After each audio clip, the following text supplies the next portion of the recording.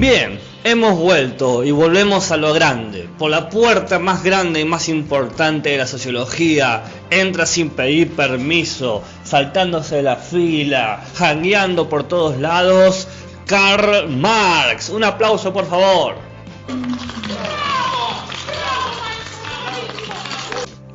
Bien, hoy vamos a ver la primera parte de Karl Marx en el texto que tenemos nosotros de la realidad social, página 25, página 27. Ahora, antes de hablar, vamos a hacer una pequeña biopic, una biografía, para poder situarnos en qué momento Karl Marx está hablando de lo que está hablando. Karl Marx nace en 1818 y muere en 1883. Él nace en el viejo y perdido reino de Prusia el 5 de mayo. Él estudió jurisprudencia, que sería como estudiar abogacía, pero se inclinó siempre por la filosofía. Estudió en la Universidad de Berlín y de Bonn. Se lo conoce como un joven hegeliano y él se ocupaba del pensamiento dialéctico. Lo de la dialéctica lo vamos a ver más adelante, así que lo ponemos un pin ahí en la pizarra y lo vemos en un rato. Así que básicamente Karl Marx fue un filósofo, un político, un economista, un sociólogo, a veces poeta y periodista. En realidad la gran parte de su vida él la pasó dedicándose a la actividad política, al movimiento obrero. Por ejemplo, en 1864 participó en la Asociación Internacional de Trabajadores. Bien, también podemos nombrar como su obra escrita más importante, El Capital, cuya escritura, que nunca terminó, le llevó más de 30 años. Así que bueno, hablando de textos difíciles de escribir y más de leer, no se lo recomiendo que lo lean. En 1848 escribe, en colaboración con su viejo amigo Friedrich Engels, el famoso Manifiesto del Partido Comunista, a las armas. ¿Qué podemos decir más de Marx? Bueno, Marx era un paria porque como defendía a los obreros por sobre los intereses de los burgueses, los dueños de fábrica, terminó siendo expulsado de muchos lugares. Fue expulsado del gobierno de Prusia, fue expulsado del gobierno francés, fue expulsado del gobierno de Bruselas, fue expulsado del gobierno de Alemania. Así que convengamos que no era muy popular, ya que sus ideas eran bastante extremistas para la época. Termina viviendo en Londres a partir de 1849 y él se declara como ciudadano del mundo. Y sí, no te dejan vivir en ningún lugar, te dejan vivir en el mundo. Terminó viviendo totalmente en la miseria y su amigo Engels le pagaba una pensión y muere el 14 de marzo de 1883. Karl Marx, que la fuerza te acompañe. Esa es un poco la biopic de él, ¿no? Ahora vamos a empezar a estudiarlo en base a un concepto, una idea interesante que habla él, que se llama la realidad social. ¿Qué cuernos es la realidad social? Bueno, la realidad social quiere decir con esta intención de estudiar lo que realmente es la sociedad. Marx dice, bueno, a ver, ¿qué es lo que es la sociedad? Porque todo lindo que Platón diga cuál es la sociedad ideal, o que Tomás Moro habla de la utopía, pero yo quiero saber lo real, la verdad verdadera, lo que está ahí, la cosa, eso que vemos todos los días, esa experiencia inmediata, eso con lo que nos chocamos en el mundo. Entonces, Marx va a decir, ustedes lo van a ver en el texto, yo más o menos he reconstruido el argumento que hay en el texto. Dice lo siguiente: en realidad la sociedad es un conjunto de individuos. Básicamente los individuos son los que crean la sociedad. No hay sociedad si no hay individuos. Pero ¿qué quiere decir esto de crear sociedad? O sea, ¿cómo el individuo crea la sociedad? Bueno, la respuesta de Marx es que los individuos crean la sociedad porque los individuos se relacionan entre sí a través de la producción, producen cosas. ¿Qué producimos? Y producimos lenguaje, por ejemplo, hablamos todo en castellano y creamos modismos, qué sé yo, el che voló, todo liso, o aguante la polenta y cosas por el estilo, ¿no? También producimos objetos como el grabador que estoy usando en este momento, la silla donde estoy sentado, las galletitas que estoy comiendo.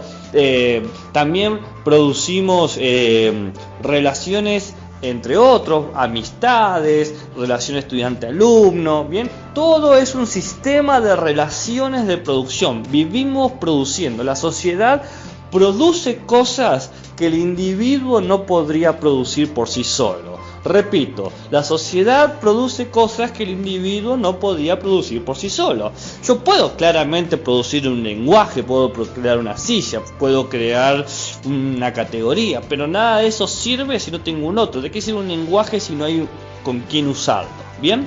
Entonces dice Marx que estas relaciones de producción siempre se hacen en términos materiales, es decir, siempre está hacia un objeto, una cosa. Cuando ustedes lean material en Marx, piensen en objetos, qué sé yo, la tapa de una botella, el colchón, una zapatilla, todo lo que es un objeto. O sea, si yo te preguntara a vos qué es un objeto, vos me señalás todas las cosas, todo aquello con lo que te chocas. Vos querés caminar y de repente el dedito chiquito se choca contra el mueble. Bueno, eso es un objeto y tu dedo chiquito es un objeto. Todo lo que es físico. ¿Bien? ¿Qué pasa? Los individuos en grupo, en sociedad, crean relaciones necesarias. Por ejemplo, la necesidad de satisfacer la comida, el hambre. ¿Bien? Estas relaciones son independientes a nosotros. ¿Qué quiere decir esto? Yo estoy grabando ahora y en este momento que estoy grabando no estoy creando helado, o no estoy conduciendo un camión, o no estoy haciendo que funcionen las bobinas de electricidad. Alguien lo está haciendo. Es decir, mientras yo actúo, hay otras acciones en relaciones que permiten que suceda lo que está sucediendo. Es decir, para que haya luz, alguien tiene que haber conectado todo un tendido, y esa luz va a estar, esté o yo no vivo, esté o yo no esté aquí. ¿Se entiende?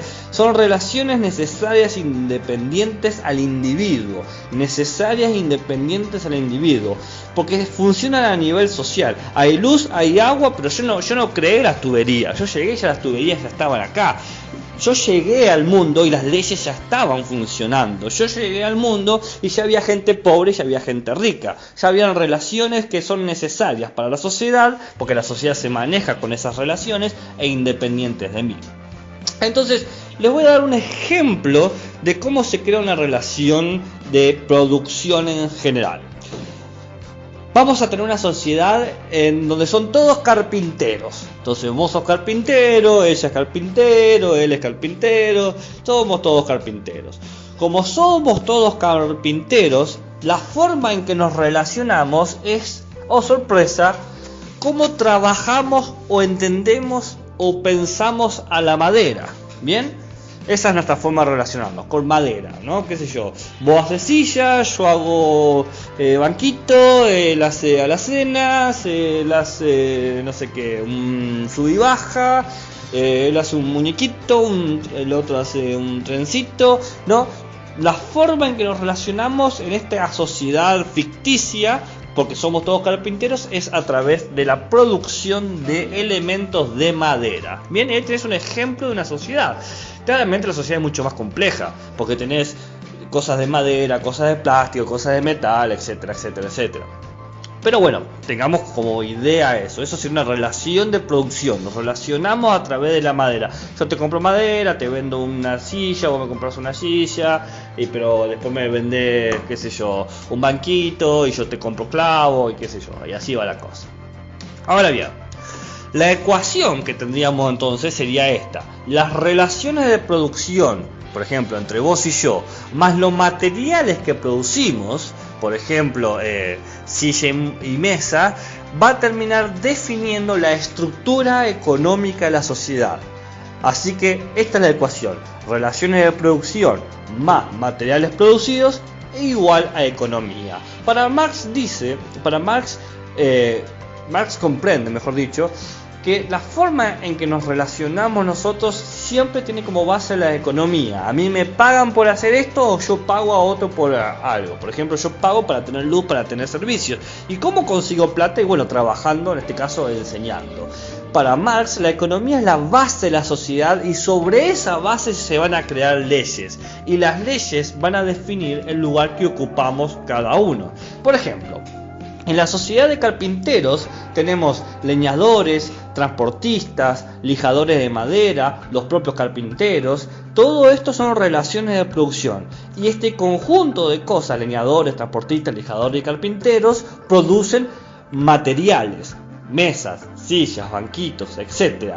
Y todo esto genera una economía que le ponemos un nombre ficticio, la economía de compra y venta de muebles de madera. Pero para que se pueda comprar y vender, y para que hayan leñadores, transportistas, lijadores y carpinteros, necesito una ley de tala de árboles, una ley de transporte de madera, una ley de la lija, una ley para construir muebles, etcétera, etcétera, etcétera. Así les presento una cita de Marx que dice: el modo de producción de la vida material determina el proceso de la vida social, política y espiritual en general. No es la conciencia del hombre la que determina su ser, sino por el contrario, el ser social el que determina su conciencia. Acá está diciendo Marx que nosotros, si bien el individuo crea la sociedad, como la sociedad está antes de que nosotros aparezcamos, la sociedad nos va definiendo nuestro lugar y nuestra manera de entenderlos. Volvamos a esta sociedad ficticia, la sociedad de los carpinteros. En esta sociedad de carpinteros, vos no podés ser, qué sé yo, alfarero o bañador o modelo de pasarela. No, vos podés ser o leñador o transportista, o lijador o carpintero. Entonces, estás obligado a ocupar uno de esos puestos y pensar la vida y entender las cosas desde ese lugar. Esa es la realidad social para Marx. La realidad social establece que cuando uno nace ya está dentro de una estructura económica que te pone en una situación y ves a la sociedad desde esa situación y es muy difícil verlo de otra manera. Pero ¿qué pasa? Muy difícil no es igual a imposible, porque Marx no es tonto. La sociedad no tiene una sola relación de producción, tiene múltiples relaciones de producción. Tenemos la relación de producción de madera, de plástico, de metales, de qué sé yo, de orgánicos, de inorgánicos, de youtubers, de docentes. Hay un montonazo de relaciones de producción. Pero ¿qué pasa? Como hay tantas relaciones de producción y todas estas relaciones quieren dominar a la gente, decir, bueno, estas son las formas de ver el mundo, empiezan a competir. Es como una lucha tipo darwiniana, tipo de lucha de que combaten entre sí tratando de imponer una economía. ¿Y qué pasa? A veces pasa que una le gana a las demás. Entonces se crea una nueva economía, una nueva forma. Esa nueva economía va a generar nuevas leyes y va a establecer una nueva sociedad. Básicamente, lo que dice Marx es que cuando se impone una nueva manera de establecer productos materiales, se produce una nueva ideología de la sociedad. Por ejemplo, supongamos en esta situación ficticia la sociedad de carpinteros. Iba todo bien, aguante los carpinteros, que no decaiga. Pero de repente aparece una nueva sociedad, la sociedad del plástico. La sociedad del plástico es mucho más rápida que la sociedad de carpinteros porque hace mayor cantidad de sillas y muebles a la velocidad del carpintero. El carpintero tarda un mes en hacer una silla, el plastiquero lo hace en un día, ¿no? Entonces, en esa competencia termina ganando y vence a la sociedad de carpinteros, desaparece la sociedad de carpinteros y se impone la sociedad del plástico. Entonces tenemos una nueva economía, un nuevo orden económico con nuevas leyes. ¿Para qué le sirve a la sociedad del plástico la ley de tala de árboles? No le sirve. Necesita la ley de, qué sé yo, de extracción de petróleo. ¿Se entiende? Para Marx, entonces, nosotros hay un combate constante de relaciones de producción, pero la historia de la realidad social se define quizás por 4 modos de producción importantes. Hay muchos, pero los que han ganado para él son 4. El asiático, el antiguo, el feudal y el burgués. Básicamente del asiático, el antiguo, el feudal y el burgués va desde lo más antiguo según Marx al burgués, que sería el más contemporáneo. El burgués sería la época donde él está vivo. No importa acá mucho el desarrollo de esto, ¿no? Lo que sí que quiero que quede claro, si ustedes se fijan, en el asiático es una sociedad de dueños, el antiguo es una sociedad de patricios, el feudal es una sociedad de señores y el burgués es una sociedad burguesa. La característica de estos 4 modos de producción es que tenés un grupo pequeño que controla la mayoría de la población. A veces los controla como esclavos, a veces como plebeyos, a veces como vasallos y otras veces como trabajadores. Pero siempre hay un grupo pequeño que controla al otro grupo.